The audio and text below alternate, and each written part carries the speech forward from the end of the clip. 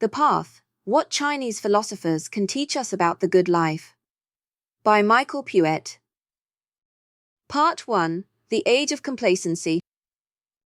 Myth: Truth of who we are lies within us. The breakdown of old aristocratic religious institutions left the people of the axial age in search of new sources of truth and meaning. Similarly, in our own age, we feel we have broken free of older, confining ways of thinking and are looking for new sources of meaning. Increasingly, we have been told to seek that higher truth within.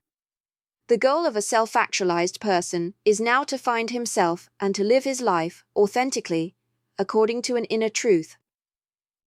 The danger of this lies in believing that we will all know our truth when we see it, and then limiting our lives according to that truth.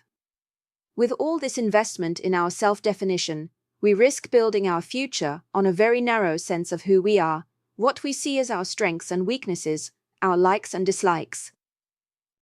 Many Chinese thinkers might say that in doing this, we are looking at such a small part of who we are potentially.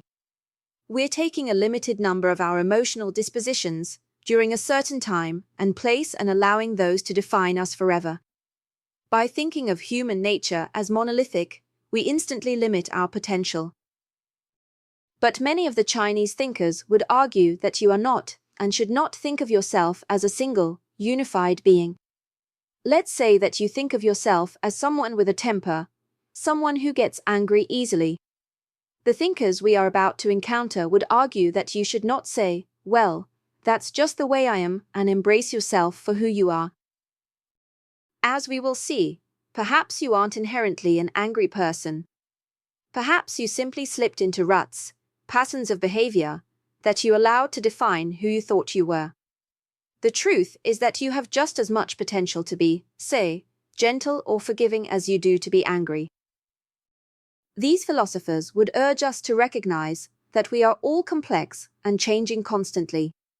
Every person has many different and often contradictory emotional dispositions, desires, and ways of responding to the world. Our emotional dispositions develop by looking outward, not inward. They are not cultivated when you retreat from the world to meditate or go on a vacation.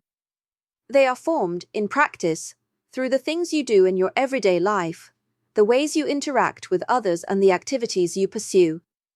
In other words, we aren't just who we are, we can actively make ourselves into better people all the time. Of course, this is no simple task. It requires us to change our mindset about our own agency and about how real change happens. Nor is it a quick process. Change comes incrementally, through perseverance. It comes from training ourselves to broaden our perspective so that we can grasp the complicated tangle of factors, the relationships we're in, the company we keep, the jobs we hold, and other life circumstances that shape any given situation and slowly transform our interactions with everything around us. This broad perspective enables us to behave in ways that gradually bring about true change. While we have been told that true freedom comes from discovering who we are at our core, that discovery is precisely what has trapped so many of us in the age of complacency. We are the ones standing in our own way,